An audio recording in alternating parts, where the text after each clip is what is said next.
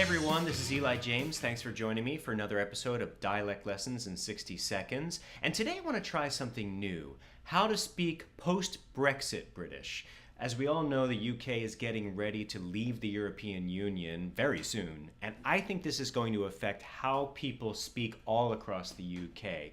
But particularly, I think it will affect the upper classes of England, what's known as the received pronunciation accent. So what I want to try today is looking at some pre-Brexit aristocratic dialogue and seeing how we might adapt it to the new Britain that's coming. So I chose as some sample text the classic Noel Coward comedy of manners, Private Lives.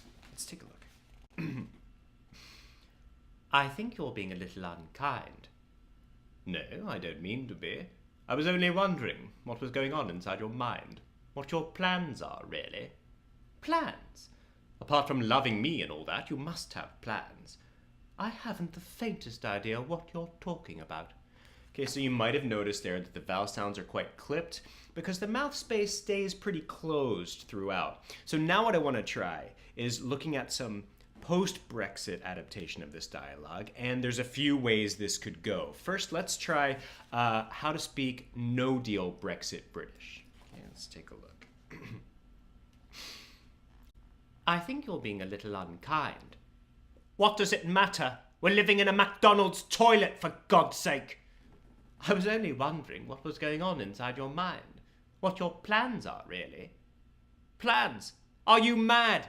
We're all going to be dead in a week or two. All of us. Not a single person left standing on this stupid island. I haven't the faintest idea what you're talking about. Of course you haven't. That's because you sold our mobile phone for smack. Okay, so I think in that scenario, we'll start to hear wider vowels because mouths will be more open and hungry. Now let's look at another post-Brexit scenario. This would be if Prime Minister Theresa May's current plan gets voted through by Parliament, what I call how to speak bad deal Brexit British. Let's take a look. I think you're being a little unkind. Keep your voice down. There are snipers everywhere. Stuff these salmon down your jumper and don't say a word at the Irish border. But darling, wasn't there meant to be a backstop? That was a lie. A damned lie. Now help me load these Swedish bullets into this Portuguese gun. Okay, so in that scenario, I think we'll start to see the jaw and mouth space close up again because there'll be a lot more tetanus going around from people climbing junkyard fences and sleeping on railway tracks. Okay, now, UK still has the option to revoke its decision to leave the EU, which I think could sound something like this.